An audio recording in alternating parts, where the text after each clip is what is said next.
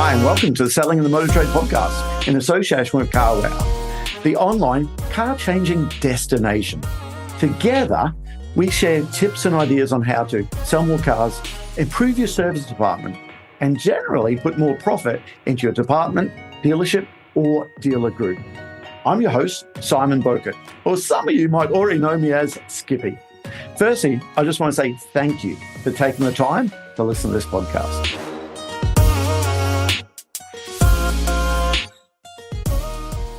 Hi, and welcome to another episode of Selling in the Motor Trade. Today, it's all about the trial close question. Now, you might know it as a test close, a pre-close, gaining commitment that the car's right before we start talking about the numbers. So if I call it a trial close, it's all the same thing. Now, firstly, what's the real purpose of this trial close question? If you're relatively new to the motor trade, and your boss has just said, go and have a listen to the Selling in the Motor Trade podcast, get some tips and ideas, you may not have been exposed to it before. The trial close question is a question you ask after a demonstration drive to make sure the car's right before we start talking about the numbers. And what you're looking for is some sort of commitment from the customer that if we get the numbers right, the customer's happy to go ahead with the deal. So really, the way to look at it is the trial close is separating the car from the numbers. Because you know what, unless the car is right for the customer, does it really matter how cheap it is? Possibly not. Now, listen, there's lots of different trial close questions, okay? On our training course, we talk about, I think it's something like 8 different trial closes that we talk about, depending on the type of customer you've got. I'm not going to focus on all of those today, okay? I'm going to focus on 1 or 2, but more importantly, the importance of why we should trial close. Because can you sell a car without asking a trial close question? Yeah, of course you could. You could just ask an actual closing question. But that might be a little bit too harsh, too forceful. Here's how I want you to look at a trial close question. A trial close question is just kind of like a proposal. Now, hold on, hear me out. Traditionally, what we do is if you're with your partner, one of you will propose marriage to the other person, okay? And there's going to be a time in between proposing marriage and the actual wedding date. That might be 3 years if you're saving for money. It might be, 3 hours if you're in Las Vegas. It might be 3 months if one of you are pregnant, okay? But that gives you and your partner and family and friends time to get used to it.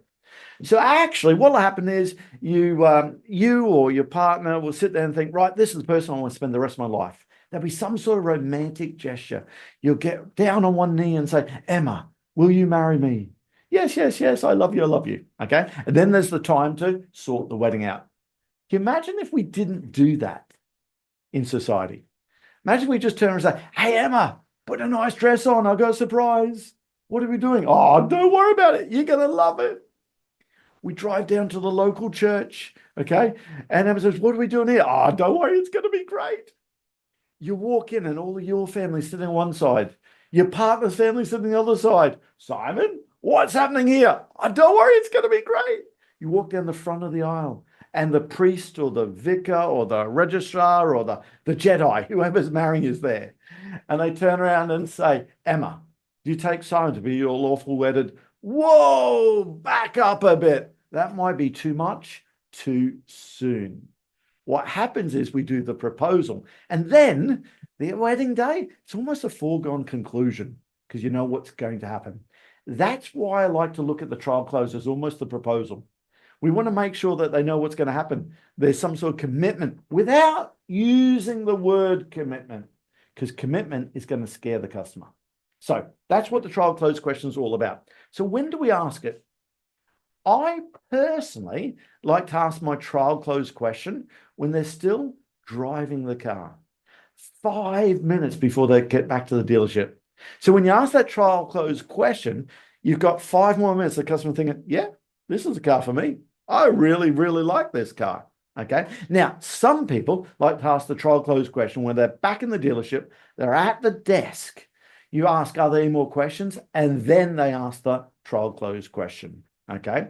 Now, a trial close question might be asked at different points in time, but they're the two main ones we're going to talk about. Let's talk about when they're driving the car to start with. And here's how I might do it. Into the demonstration drive, your customer's driving the car. Primarily on the demonstration drive, you're going to be quiet. There's magic in wrapping the metal around these people. And 5 minutes before we get back to the dealership, we might start getting the customer into the yes frame of mind. A few little yes tags. I tell you what, for a 1.6, it gets up and goes quite well, doesn't it? Well, listen, the torque from this electric vehicle, it's so much better than what a lot of people think, isn't it? Yeah, I really like this. If they're playing around with the Bose sound system and they say, oh, I like the bass on this at the beginning of the demonstration drive. Right towards the end, you might say, I tell you what, the sound from that Bose sound system, it is good, isn't it? Yeah, I'm really impressed with that. Okay, 2 or 3 little yes tag questions. You might throw in a mental ownership question. Now, they're optional, and there's another episode on this podcast we talk about that. But something where people have to take mental ownership before they take actual ownership. Something along the lines of, hey, listen, Simon, you said you're a golfer. What golf course you play at? And when they say the Belfry, they're driving the car to the Belfry. Their friends are there. They're getting out their lovely new i10. They're getting the golf clubs out of the glove box. Behave, Simon. Okay, but they're picturing themselves living the car. Okay, or if you know they do a long journey, they travel to Cork from Dublin 2 or 3 times a year to see in-laws. You might say, hey, Mr. or Mrs. Customer, you said you travel to Cork regularly to see in-laws down in Cork from Dublin. How long does it take you to get to Cork? When the customer says, oh, about 2.5 hours, in their mind, they're driving to Cork. They're in their lovely new, whatever the car is, okay? That's that mental ownership question. Now, they're optional. Don't force one in if it doesn't naturally present itself, okay? But mental ownerships, I think, are very, very powerful. But then I might do this. And remember, we're separating the car from the figures. I might start off with a nice, easy one. Hey, so let me ask you, Mr. and Mrs. Customer, if everything stacks up right, is this the car you'd like to be driving for the next 2 or 3 years? So if everything stacks up right, is this the car you'd like to be driving for the next 2 or 3 years? Now, if it's a yes, great, well, getting the numbers right, it's the easiest part of my job. Let's go back and see what the boss has come up with. Okay. Now, let's talk about the evolution of a trial close question. When I first started in the industry, now I'm older than most people listen to this, okay? I was taught to say, if we can get the figures right, is this the car you'd like to buy? If we can get the figures right, is this the car you'd like to buy?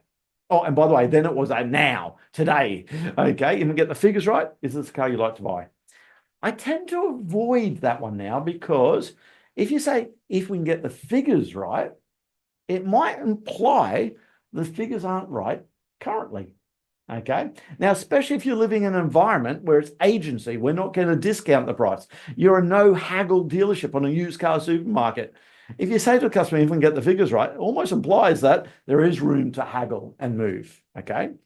Now, then some people turn around and say, apart from the numbers, is there anything stopping you want to buy this car? But that one there, though, for it to have a positive outcome, the customer's actually got to say, no, right at the time when you want them to say yes. Okay, so apart from the numbers, is there anything stopping you want to own this car? No. Okay. Or you might turn around and say this. Hey, listen, if you get the figures right, is this that car you'd like to buy? But I struggle a little bit with the phrase buy, because buy implies shelling out money. People like to own things, but don't know if they like to buy things. Give an example. I would love to own a Cirrus Vision Jet. I would actually. Can't fly it, but bloody hell, I'd learn very quick, okay? I'd love to own one. I'm not sure if I'd like to buy one, because buy implies shelling out, what is $4.2 million, which it hurt, okay?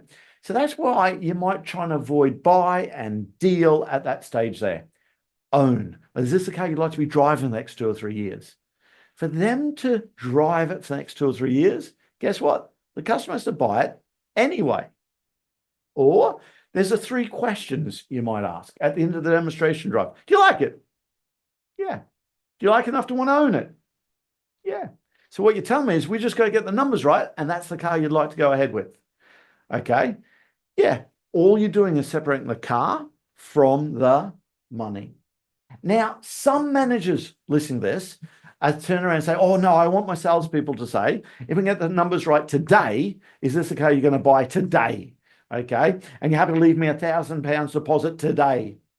I personally might leave the today up your sleeve for later on. Because bear in mind, I'm still driving the car at the moment. Okay. And I have two issues with the word today. If we get the numbers right, is this a car you like to drive today? Number one is it might be too harsh. You're going to scare people off and go, what, hold on, it's the first place I've been. Just started the process. Okay. Also, it might be too soft. Because if it's 11 o'clock in the morning, how many other Toyota dealerships can they get to today? There's a few of them. Okay. So might leave that up your sleeve later on. Oh, is this the car you have to leave me £1,000 deposit now? When I'm in the negotiation, I might use that later on. But bear in mind, I'm still driving the car at this stage. I don't want to scare people at this stage. Okay. It might be a little bit too much too soon. So what I'm going to do is let's try this one first. Hey, Mr. Customer, if everything stacks up right, is this the car you'd like to be driving for the next 2 or 3 years? I'm really loving that trial close because it ties in that mental ownership question with the trial close in one foul swoop. Now, people say, yeah, as I said before, great, we're getting the numbers right. It's the easiest part of my job. Let's go back and see what the boss has come up with. Now, they've got 5 more minutes of thinking, yeah, this is the car I might be driving for the next 2 or 3 years. Isn't that what a good jeweler does? They ask you to buy that watch or that ring or that piece of jewelry while you're wearing it. A great sofa salesperson will ask you to buy the sofa while you're sitting on it. So I love to ask that question while they're still driving the car. Now, when I stop the car, the guys will turn around and say, right, do you have any other questions, Mr. and Mrs. Customer? No? And then I love to reiterate it. Great. So what you're telling me is we just got to get the numbers right, and that's the car you'd be happy to secure. Great. So what you're telling me is we just got to get the numbers right, and this is the car you'd like to own. So I tend to reconfirm it when I've asked any other questions. Now, you might want to reconfirm it when you're sitting back at the desk, because there is a point where after people are giving that trial close commitment, we want to try and get the numbers in front of people as quick as we can when the emotions are still high. And after the demonstration drive, that tends to be the point the customer's emotions are the highest. Okay. Now, there's another part to this trial close question, though. You might get people that turn around and give you what we affectionately call a wishy-washy response. Have everything stacks up right? Is this the car you'd like to be driving for the next 2 or 3 years? Well, could be. Maybe. Definitely one to put on the list. Is there any commitment there? No, there's not. You want firm commitment. I want you to go back to that proposal. And remember, the trial close is like a proposal. Imagine if you got down on one knee, you asked your partner, will you spend the rest of your life with me? Yes. Will you marry me? I love you. I love you. Then you go to the priest, the registrar, the Jedi, whoever's marrying you. And they soften the question. Simon, do you think you might possibly want to maybe spend the rest of your life with Emma? I do. Would Emma and I be married? No. This is one of those yes or no days. Salespeople, listen to this. Let me promise you, so many times on our sim checks. Now, a sim check is when we train people. We take them through the IMI approved process. At the end of it, we say, sell us a car from start to finish to make sure that they follow the process in the right way.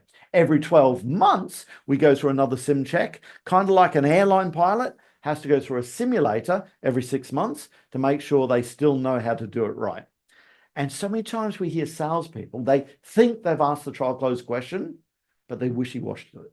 They've turned around and said, the car's nice, isn't it? So do you think if we could kind of get the figures right, this is the car you might want to consider?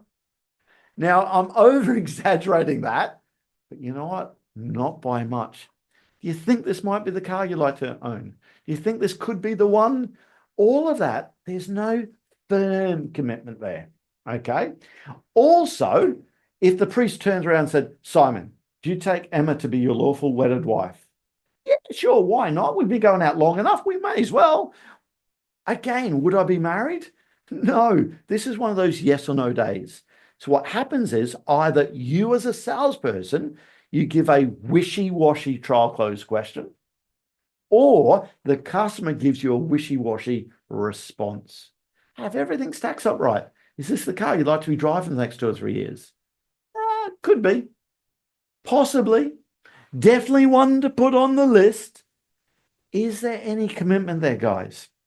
No. And if you get that response, we want to ask the follow-on question. Alice, when you say maybe, when you say possibly, it sounds like there's something you're not sure about. Can I ask you, is there anything about this Chairola that you're not 100% sure about? Hey, is there anything about this car you're not 100% sure about? Now, we love to use the phrase you're not 100% sure about because it kind of implies it's 99.9% right. It's just slightly wrong. So when you say maybe, it sounds like there's something you're not sure about. Is there anything about this car you're not 100% sure about? What you're doing with this is trying to flush out any possible objection about the car before we get into the numbers. Okay. Now, so often when you do this, okay, when you say possibly, it sounds like there's something you're not sure about. Is there anything about this Holden Commodore that you're not 100% sure about? Goodness me, I'm showing my age now. Holden Commodore. Okay. If that's the guys in Australia, you know exactly what we're talking about. That was a great car we were allowed to sell many years ago.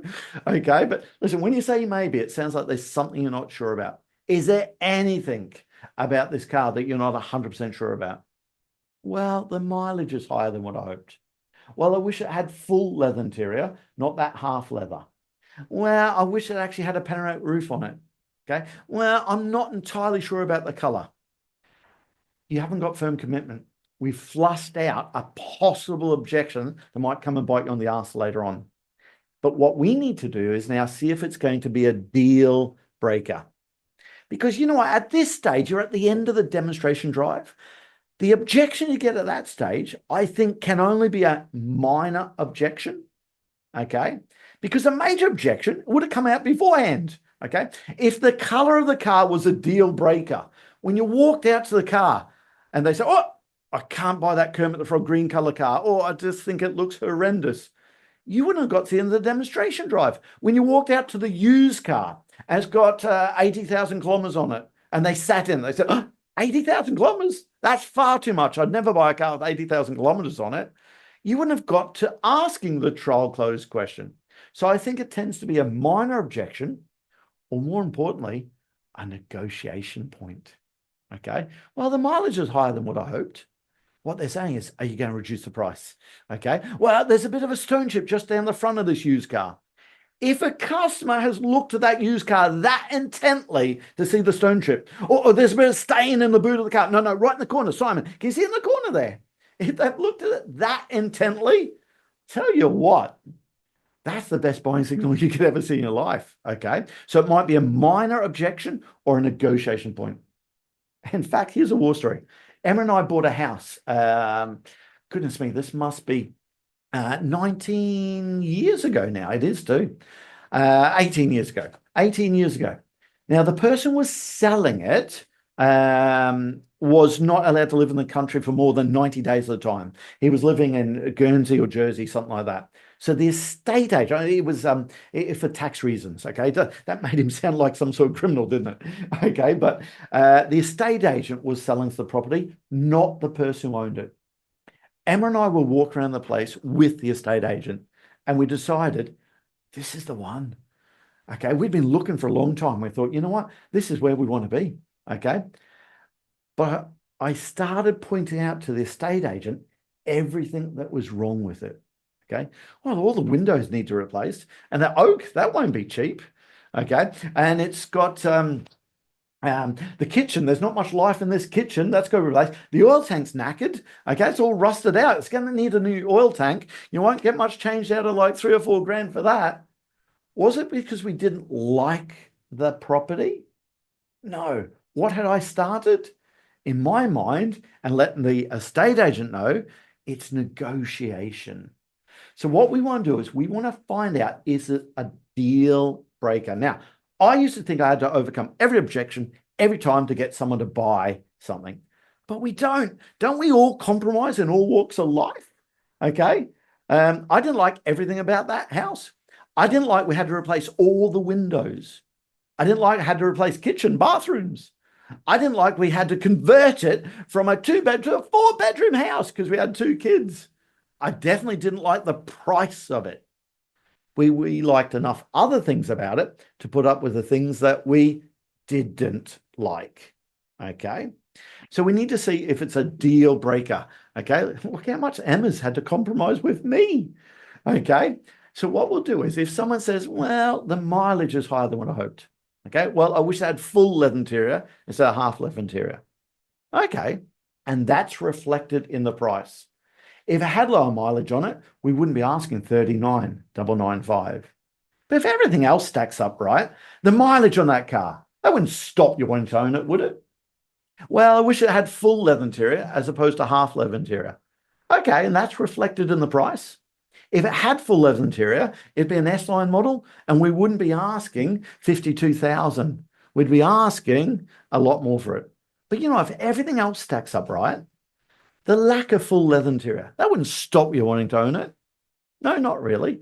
Great. Sounds like we found the right car for you. So what we're saying is we just got to get the numbers right. And that's the car you'd like to be driving for the next 2 or 3 years. That's the car you'd love to own. That's the car you'd like to secure. Okay. Now, that is flushing out the possible objection. Okay. Now, when you stop the car, you might then say, right, any other questions? Oh, I've got to say this. So often on one of our training courses, someone turns around and says, oh, here's what I asked for a trial close question. When the customer's driving back into the dealership, they always say, where do you want me to park it? Okay. So, well, the sold cars are on the left. If not, put it on the right back on sale and see which way the customer drives the car.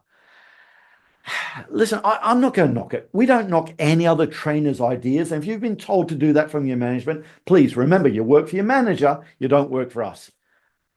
Like I say, I don't think that's a trial close question. It's actually a mental ownership question. Okay. And I think there's a lot of other mental ownership questions that work better than that. Because that's not actually a trial close question. You're not getting commitment that the customer wants to go ahead with it at that stage there. It might give you an idea. It might be a test, but it's not actually going to give you that commitment at that stage there. So guys, with this one, at the end of the demonstration drive, a couple of little yes tags. Gets up and goes quite well for a 1.X, doesn't it? Yeah, I'm really impressed with that. I tell you what, the heated steering wheel, that's going to make life a lot easier next time you scrape the windscreen in the middle of winter, won't it? Thaws out those fingertips so quick. Oh, yes, I really like that. It's going to be, I think it's more important than the heated seats, if I'm honest. So have you driven the car far enough? Yeah, I have. And now's your trial close question. So listen, can I ask you, if everything stacks up right, is this the car you'd like to be driving for the next 2 or 3 years? Maybe. And listen, when you say maybe, it sounds like there's something you're not sure about. Is there anything about this Chairola that you're not 100% sure about? Well, the color wouldn't be my first choice. Now, don't say that's reflected in the price. No one wants that bloody color. But you might just say, acknowledge it. Okay, but if everything else stacks up right, the color of the car, that wouldn't stop you wanting to own it, would it? No, not really. Great. Well, it sounds like we found the right car for you. Now, again, if they say the mileage, the lack of full leather, or the color would stop and want to own it, guess what? You're going to have to find a car with lower miles on it. You're going to have to find a car with leather interior on it. So, Mr. and Mrs. Customer, how much extra a month can you stretch to get in the car that's got that leather interior that you really wanted? Okay. With the color of the car, you've got an objection that you know you need to overcome. But don't overcome an objection that you might not need to. Guys, that's the trial close question. Think about it as the proposal. If you get the trial close question right, The actual close is so much easier. So many times we're asked to help Johnny close a sale. And so often, Johnny, it's not that he can't close a sale. He hasn't been able to open it up right. And we haven't got firm commitment. Management, listening to this, so often managers go out to second face a deal, double close. And actually, there was never commitment that the car was right to start with. You're trying to close on the wrong product. And that's a real hard gig. So listen, try the trial closing and let me know how you get on with it. There's just a few of them. There's so many different trial closes there. But listen, have a look at that on our sales fitness program. This is just some few ideas for you to have a look at. I'll see you next time. That just leaves me to say that all details of this episode and other episodes on the selling in the motor trade can be found on our website, simcotraining.co.uk. Go there to get a copy of our book, Words That Sell Cars. Go there to sign up to a free trial of our Sales Fitness online sales training program. Easiest way to get hold of me is Simon Bowkett through LinkedIn. Thank you.